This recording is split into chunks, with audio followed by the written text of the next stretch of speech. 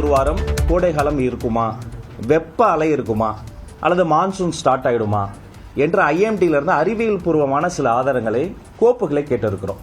அது வந்த பிறகு மாண்புமிகு முதலமைச்சர் அண்ணன் சி ஜோசப் விஜய் அவர்கள் கிட்ட இதை சமர்ப்பித்து என்ன முடிவெடுக்கலாம் என்பதை ஆலோசனை செய்து அறிவிக்கப்படும் என்பதை தெரிவித்துக் கொள்கிறோம். வெயில் காரணமாக பள்ளிகள் திறப்பு தள்ளி போகுமா என்ற கேள்விக்கு அமைச்சர் ராஜ்மோகன் தந்த பதிலே இது.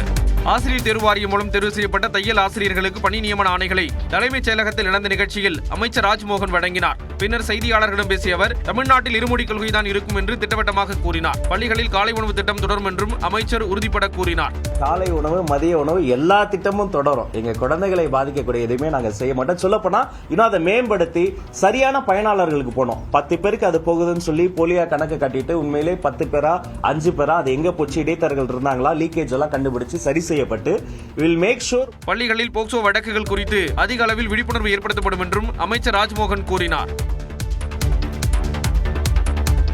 தமிழ்நாட்டில் கூட்டுறவு வங்கிகள் மூலம் விவசாயிகள் பெற்ற பயிர்க்கடன்களை 50,000 ரூபாய் வரை தள்ளுபடி செய்து தமிழ்நாடு முதலமைச்சர் விஜய் உத்தரவிட்டுள்ளார். தலைமைச் செயலகத்தில் முதலமைச்சர் விஜய், வேளாண் அமைச்சர் வினோத், கூட்டுறவு அமைச்சர் காந்திராஜ், நிதியமைச்சர் மரிய வில்சன் ஆகியோருடன் ஆலோசனை நடத்தினார்.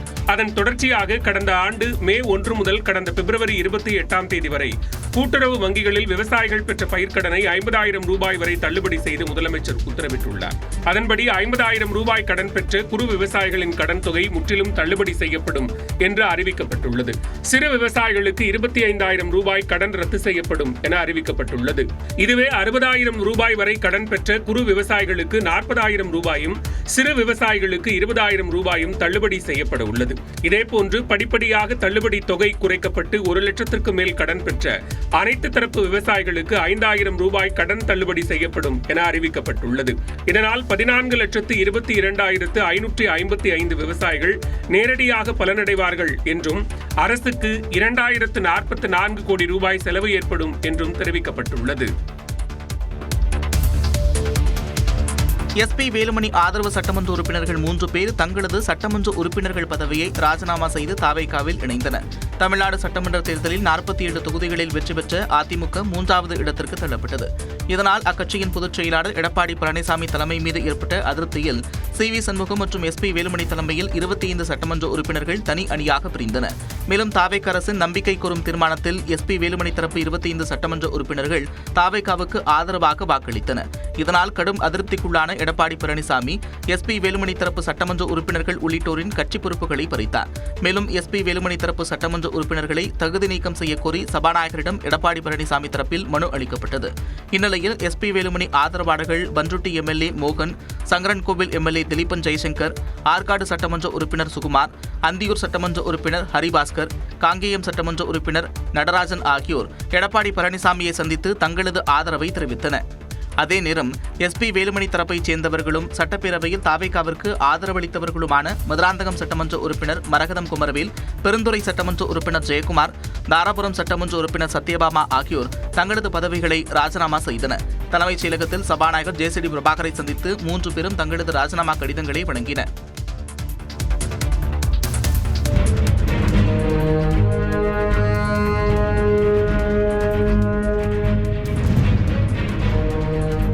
பதவியை ராஜினாமா செய்த அதிமுக சட்டமன்ற உறுப்பினர்கள் 3 பேரும் உடனடியாக அமைச்சர் ஆது அர்ஜுனாவை சந்தித்த காட்சிகளே இவை. தலைமை செயலகத்தில் சட்டமன்ற உறுப்பினர் பதவியை ராஜினாமா செய்த மரகதம் குமரவேல், ஜெயக்குமார், சத்யபாமா ஆகிய 3 பேரும் அங்கிருந்து அமைச்சர் ஆது அர்ஜுனா அறைக்கு சென்று அவரை சந்தித்து பேசினர். பின்னர் 3 பேரும் முதலமைச்சர் விஜயை சந்தித்தனர். இதனைத் தொடர்ந்து பனையூரில் உள்ள தாவேக தலைமை அலுவலகத்திற்கு சென்ற மரகதம் குமரவேல், ஜெயக்குமார், சத்யபாமா ஆகிய 3 பேரும் தாவேக பொதுச் செயலாளர் ஆனந்த் தலைமையில் அக்கட்சியில் இணைந்தனர். அவர்களுக்கு தாவேக உறுப்பினர் அட்டை வழங்கப்பட்டது.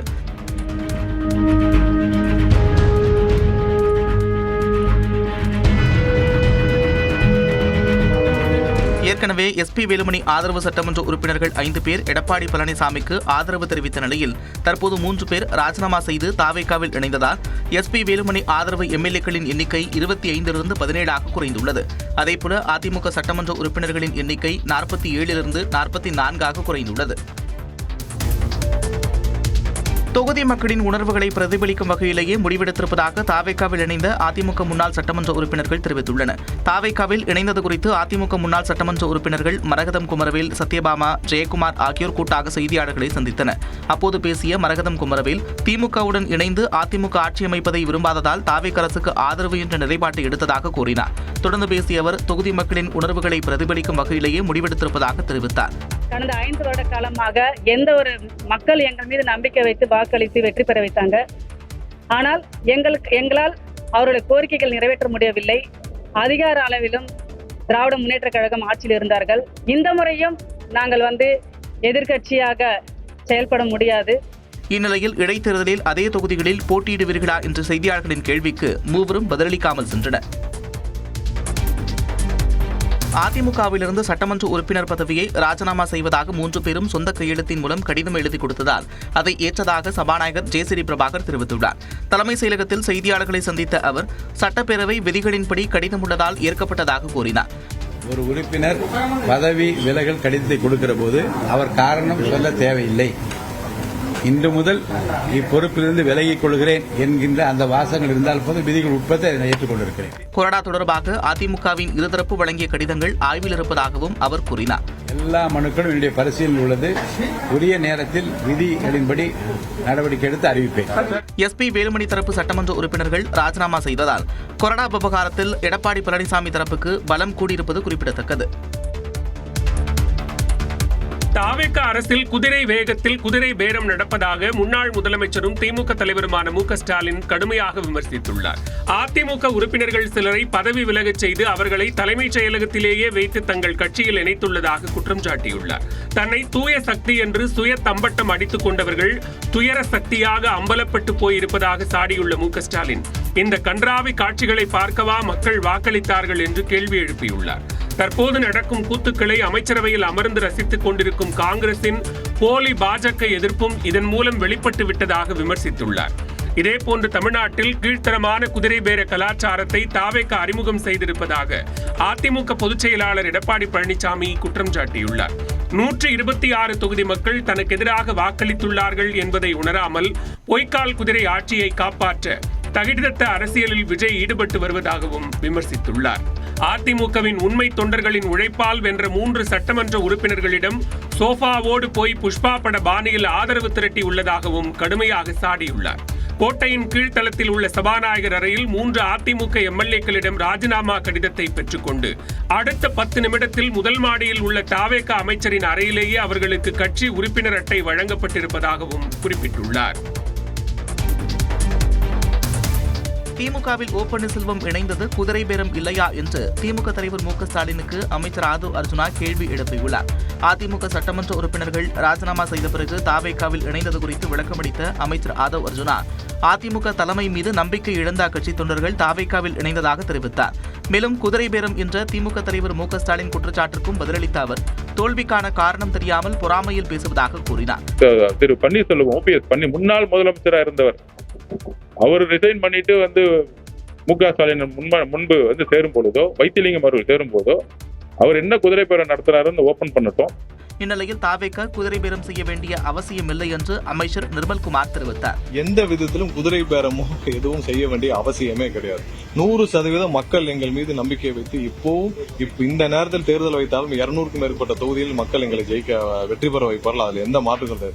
அதிமுகவில் நிலவும் குழப்பமான சூழலில் அக்கட்சியினர் ராஜினாமா செய்வதாகவும் அமைச்சர் நிர்மல்குமார் கூறினார். விளாத்திக்குளம் மாணவி பாலியல் வன்கொடுமை செய்யப்பட்டு கொல்லப்பட்ட வழக்கில் குற்றவாளிக்கு தூக்கு தண்டனை விதிக்கப்பட்டுள்ளது. தூத்துக்குடி மாவட்டம் விளாத்திக்குளத்தில் மாணவியை பாலியல் வன்கொடுமை செய்து கொலை செய்த வழக்கில் தர்ம முனீஸ்வரனுக்கு இரட்டை தூக்கு தண்டனை விதித்து சிறப்பு நீதிமன்றம் பரபரப்பு தீர்ப்பளித்துள்ளது. விளாத்திக்குளம் அருகே காட்டுப்பகுதியில் கடந்த மார்ச் மாதம் 11ஆம் தேதி 12ஆம் வகுப்பு மாணவி சடலமாக மீட்கப்பட்டார். மாணவி பாலியல் வன்கொடுமை செய்யப்பட்டு கொலை செய்யப்பட்டது தெரியவந்தது. சட்டமன்ற தேர்தலுக்கு முன்பாக நடைபெற்ற இந்த சம்பவம் பெரும் அதிர்வலைகளை ஏற்படுத்தியது. இந்த வழக்கில் ராமநாதபுரம் மாவட்டம் சாயல்குடியைச் சேர்ந்த தர்ம முனீஸ்வரன் என்பவரை காவல்துறையினர் கைது செய்து சிறையில் அடைத்தனர். தூத்துக்குடி மாவட்ட போக்சோ நீதிமன்றத்தில் இந்த வழக்கு விசாரணை நடைபெற்று வந்தது. கடந்த 2 மாதங்களாக நடைபெற்று வந்த விசாரணை நிறைவடைந்த நிலையில் நீதிபதி பிரீதா தீர்ப்பளித்தார். அதன்படி குற்றவாளி தர்ம முனீஸ்வரனுக்கு இரட்டை தூக்கு தண்டனை விதித்து அதிரடி உத்தரவிட்டார். அத்துடன் ஓராண்டு கடுங்காவல் சிறை தண்டனை விதித்தும் தீர்ப்பளித்தார். இது வரலாற்று சிறப்புமிக்க தீர்ப்பு என்று அரசு தரப்பு வழக்கறிஞர் எல்லம்மாள் தெரிவித்தார். இந்த தீர்ப்பு பெண்கள் மற்றும் குழந்தைகளுக்கு எதிராக பாலியல் வன்கொடுமை செய்ய நினைக்கும் நபர்களுக்கு ஒரு பாடமாக அமையும். இது ஒரு வரலாற்று சிறப்புமிக்க தீர்ப்பாக இருக்கும் என்று நம்புகிறேன். பாலியல் வன்கொடுமை செய்ய நினைப்பவர்களுக்கு ஒரு பாடமாக இருக்கும் என்றும் அரசு தரப்பு வழக்கறிஞர் கூறினார்.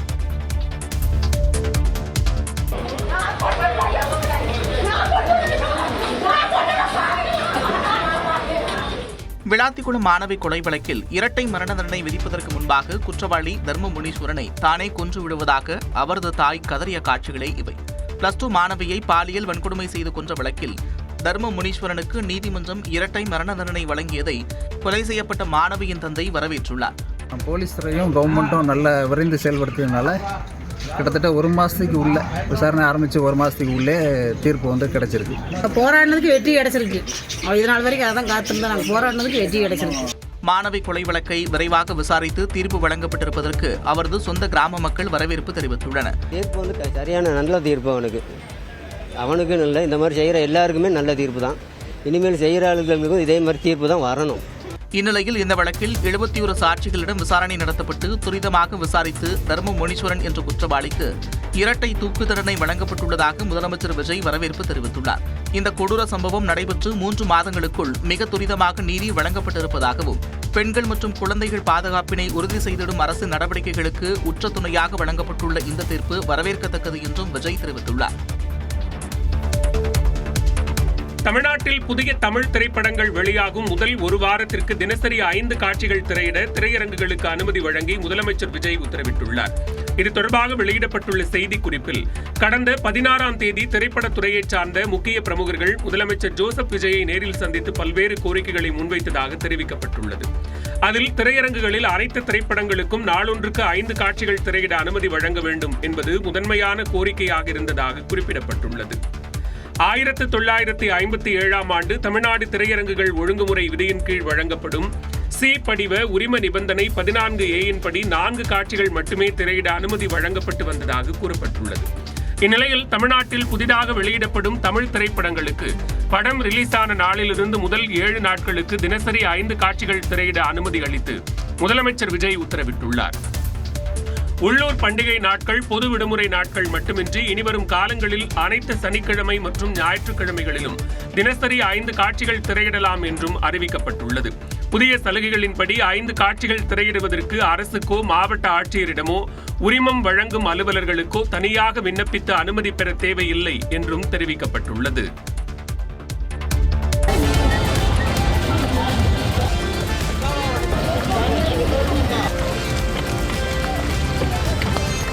கொடைக்கானல் கோடை விழாவில் நட்சத்திர ஏரியில் நடைபெற்ற படகு போட்டியில் சுற்றுலா பயணிகள் உற்சாகத்துடன் கலந்து கொண்டனர். கடந்த 22ஆம் தேதி தொடங்கிய கோடை விழா வரும் ஞாயிற்றுக்கிழமை வரை நடைபெற உள்ளது. விழாவின் 4வது நாளில் சுற்றுலாத்துறை சார்பாக நட்சத்திர ஏரியில் படகு போட்டி நடைபெற்றது. இதில் ஆண்கள் இரட்டையர், பெண்கள் இரட்டையர், துடுப்பு படகு, கலப்பு இரட்டையர் என 4 பிரிவுகளாக போட்டி நடத்தப்பட்டது. சென்னை, திண்டுக்கல், சிவகங்கை உள்ளிட்ட பல்வேறு இடங்களில் இருந்து 50க்கும் மேற்பட்ட சுற்றுலா பயணிகள் கலந்து கொண்டனர். இதில் முதல் 3 இடங்களை வென்ற சுற்றுலா பயணிகளும் உள்ளூர் படகு ஓட்டுநர்களும் பரிசுகள் வழங்கி கௌரவிக்கப்பட்டனர். அதில் நாங்கள் கலந்துக்கிட்டு நாங்கள் முதல் பரிசு வின் பண்ணது எங்களுக்கு மகிழ்ச்சியா இருக்கு. சும்மா கலந்துக்கலாம் அப்படின்னு வந்தோம். ஆனா எங்க பார்த்தா நாங்க உமன்ஸ் ரேஸ்ல ஃபர்ஸ்ட் பிளேஸ் வந்திருக்கோம். நாங்க ரொம்ப ஹாப்பியா இருக்கோம். இந்த படகு போட்டியினை ஏராளமான சுற்றுலா பயணிகள் கண்டு ரசித்தனர். எம்எல்ஏ பதவியை ராஜினாமா செய்துவிட்டு கட்சி மாறியவர்களுக்கு எதிராக அதிமுகவினர் ஆர்ப்பாட்டத்தில் ஈடுபட்டனர். திருப்பூர் மாவட்டம் தாராபுரம் எம்எல்ஏ சத்யபாமா பதவியை ராஜினாமா செய்துவிட்டு தாவேகவில் இணைந்துள்ளார். இதனை கண்டித்து அத்தொகுதியை சேர்ந்த அதிமுகவினர் கண்டன ஆர்ப்பாட்டத்தில் ஈடுபட்டனர்.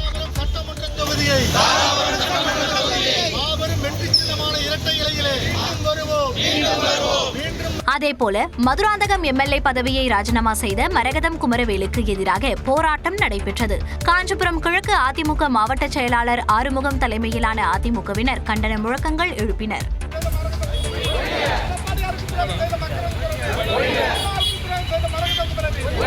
பெருந்துறை எம்எல்ஏ பதவியை ராஜினாமா செய்த ஜெயக்குமாரை கண்டித்து அதிமுகவினர் ஆர்ப்பாட்டம் நடத்தினர். சி.வி. சண்முகம் அணியிலிருந்த ஜெயக்குமார் தனது எம்எல்ஏ பதவியை ராஜினாமா செய்துவிட்டு தாவேகவில் இணைந்தார். இந்நிலையில் ஜெயக்குமாருக்கு எதிராக கண்டன கோஷம் எழுப்பி அதிமுகவினர் ஆர்ப்பாட்டம் நடத்தினர்.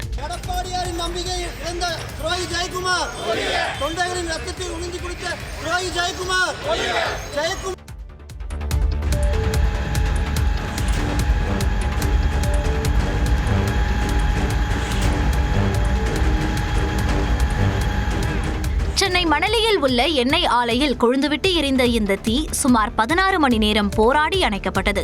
சென்னை மணலி புதுநகர் அடுத்த விற்றூர் அருள்முருகன் நகர் பகுதியில் கோவையை சேர்ந்த ரமேஷ் என்பவருக்கு சொந்தமான ஸ்ரீசாய் ஆயில் லூப்ரிகேஷன் என்ற நிறுவனம் இயங்கி வருகிறது. இந்த நிறுவனத்தில் பழைய ஆயிலை சுத்திகரிப்பு செய்து ஏற்றுமதி செய்யும் பணி நடைபெற்று வந்தது. அப்போது எதிர்பாராத விதமாக சுத்திகரிப்பு நிலையத்தில் தீ பற்றி பேரல்கள் அடுத்தடுத்து வெடித்து சிதறின. இதனால் கண்ணிமைக்கும் நேரத்தில் 60 அடி உயரத்திற்கு தீ பரவியது.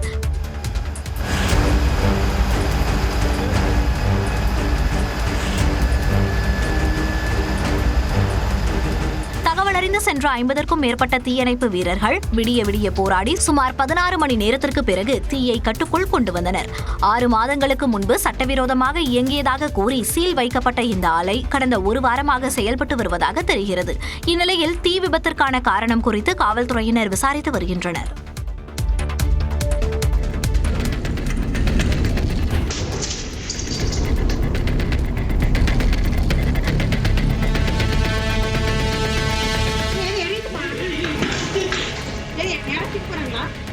கோவை மாவட்டம் தொண்டாமுத்தூர் அருகே காதலிக்க மறுத்த இளம்பெண்ணின் வீட்டின் மீது பெட்ரோல் குண்டு வீசப்பட்ட சம்பவம் அதிர்ச்சியை ஏற்படுத்தியுள்ளது. கலிக்கநாயக்கன்பாளையம் அருகே சுந்தரமூர்த்தி என்பவரின் மகள் கோவையில் உள்ள கல்லூரியில் படித்தபோது சென்னையைச் சேர்ந்த கார்த்திக் என்பவருடன் பழக்கம் ஏற்பட்டுள்ளது.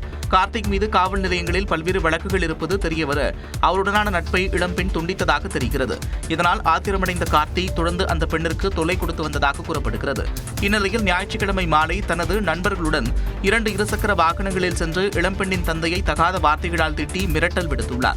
அத்துடன் நிறுத்தாமல் தாங்கள் கொண்டு வந்த பெட்ரோல் நிரப்பிய பாட்டிலில் தீயை பற்ற வைத்து சுந்தரமூர்த்தியின் வீட்டின் மீது வீசியுள்ளார். நல்வாய்ப்பாக உயிர் சேதம் எதுவும் ஏற்படவில்லை. சுந்தரமூர்த்தி அளித்த புகாரின் பேரில் வழக்கு பதிவு செய்த காவல்துறையினர் தப்பி ஓடிய கார்த்திக் மற்றும் அவரது கூட்டாளிகளை தேடி வருகின்றனர்.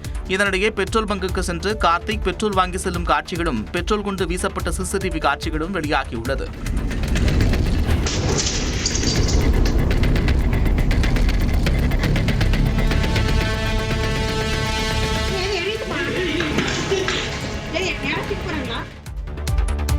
பக்ரீத் பண்டிகை தொடர் விடுமுறையை முன்னிட்டு சென்னையில் இருந்து இதர இடங்களுக்கும் பிற இடங்களில் இருந்து தமிழகம் முழுவதும் பயணம் மேற்கொள்ள 5000த்திற்கும் மேற்பட்ட சிறப்பு பேருந்துகள் இன்று முதல் இயக்கப்படுகின்றன.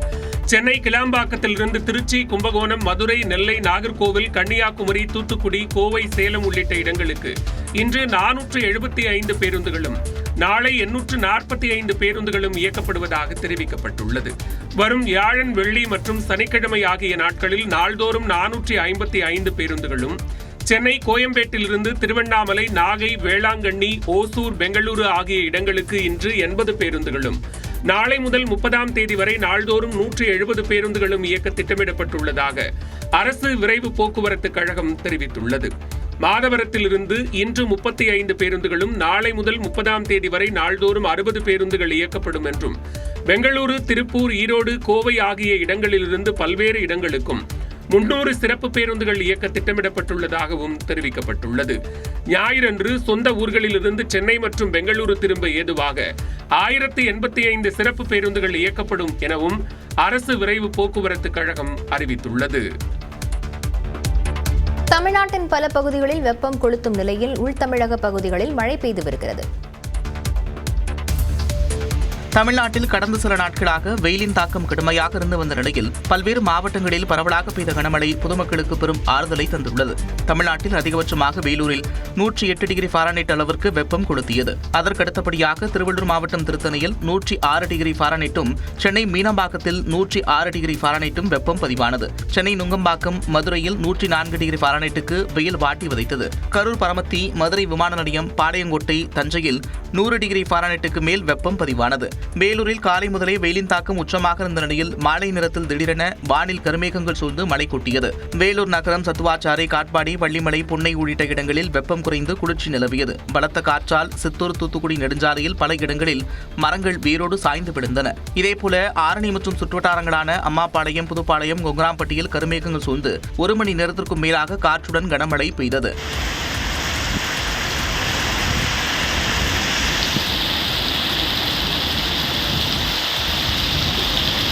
கண்ணமங்கலத்தில் பலத்த காற்றுடன் ஆலங்கட்டி மழை பெய்தது. தமிழ்நாட்டைச் சேர்ந்த 7 சாதனையாளர்கள் குடியரசுத் தலைவர் திரௌபதி முர்மு கையால் பத்ம விருதுகளை பெற்றனர். டெல்லியில் உள்ள குடியரசுத் தலைவர் மாளிகையில் 2026ஆம் ஆண்டிற்கான முதற்கட்ட பத்ம விருதுகள் வழங்கும் விழா நடைபெற்றது. இதில் குடியரசு துணைத் தலைவர் CP ராதாகிருஷ்ணன், பிரதமர் நரேந்திர மோடி உள்ளிட்டோர் பங்கேற்றனர். இதில் தமிழ்நாட்டைச் சேர்ந்த கள்ளிப்பட்டி ராமசாமி பழனிசாமிக்கு மருத்துவத்துறைக்கான பத்மபூஷன் விருதை குடியரசுத் தலைவர் திரௌபதி முர்மு வழங்கினார்.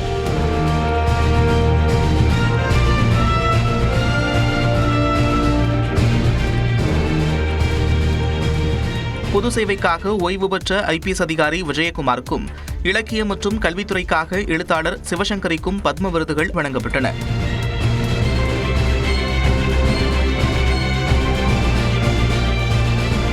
திருத்தணி முருகன் கோவிலில் 26 ஆண்டுகளுக்கும் மேலாக தொடர்ந்து தமிழ் பன்னிசையில் திருமுறை பாடி வரும் திருப்பனந்தாள் சுவாமிநாதன், வானொலி ஒளிப்பதிவாளர் ஸ்ரீதர் ஆகியோருக்கு பத்ம விருதுகள் வழங்கப்பட்டன.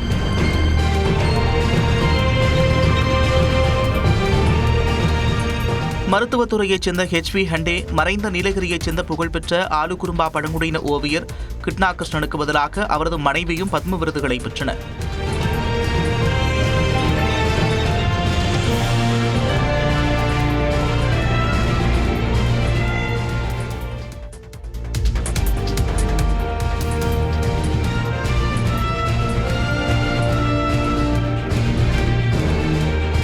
மறைந்த நடிகர் தர்மேந்திராவின் பத்மபூஷன் விருதை அவரது மனைவியும் MP-யுமான ஹேமா மாலினி குடியரசுத் தலைவர் திரௌபதி முர்முவிடம் கண்ணீர் மல்க பெற்றுக் கொண்டார்.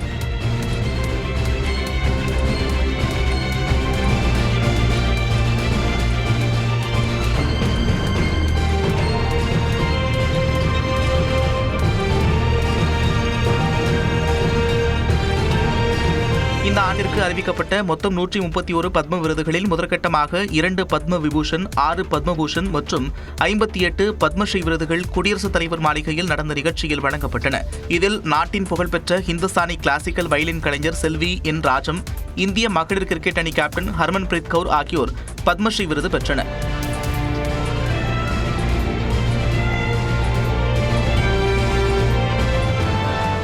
புதுச்சேரியைச் சேர்ந்த சிலம்பம் கலைஞர் பழனிவேல் பத்மஸ்ரீ விருது பெறும் முன்பு பிரதமர் நரேந்திர மோடியின் முன்பு ஆஸ்தானமாக விழுந்து வணங்கி சென்றார்.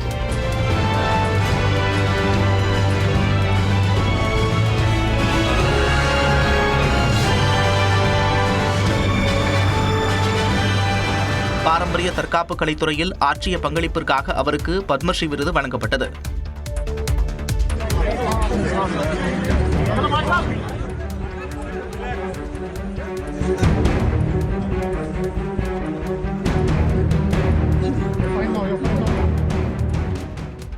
ஜம்மு காஷ்மீரில் கேபிள் கார் பழுதாகி நின்றதால் இப்படி அந்தரத்தில் தொங்கிய 300 சுற்றுலா பயணிகள் பாதுகாப்பாக மீட்கப்பட்டனர். ஆசியாவில் உயரமான ரோப் கார் சேவைகளில் ஒன்றான ஜம்மு காஷ்மீரில் உள்ள குல்மார்க் கோண்டாவில் நாள்தோறும் ஏராளமான சுற்றுலா பயணிகள் பயணித்து வருகின்றனர். இதில் சுமார் 300 பயணிகள் பயணத்தை தொடங்கிய போது திடீரென்று தொழில்நுட்ப கோளாறு ஏற்பட்டது. கடல் மட்டத்திலிருந்து சுமார் 500 அடி உயரத்தில் 65 கேபிள்களில் சுற்றுலா பயணிகள் சிக்கி தவித்தனர். தகவலறிந்து விரைந்த பேரிடர் மீட்பு படையினர் 6 மணி நேரம் போராடி சுற்றுலா பயணிகளை பாதுகாப்பாக மீட்டனர். பாதுகாப்பாக மீட்ட வீரர்களுக்கு பெண் ஒருவர் கண்ணீர் மல்க நன்றி கூறினார்.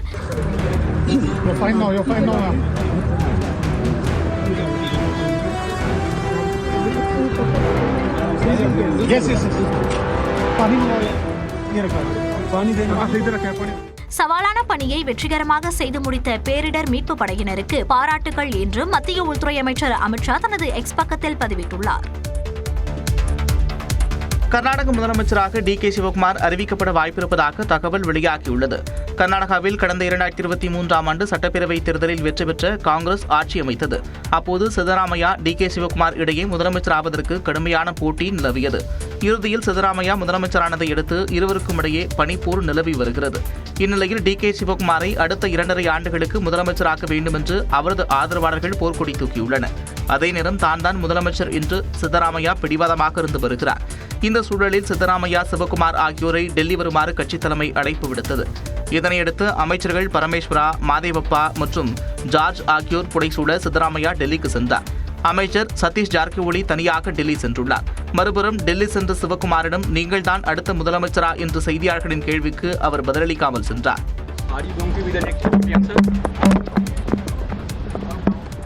இன்று காலை 11 மணியளவில் நடைபெறும் உயர்மட்ட ஆலோசனைக் கூட்டத்திற்கு பிறகு முக்கிய முடிவுகள் வெளியாகலாம் என்று எதிர்பார்க்கப்படுகிறது.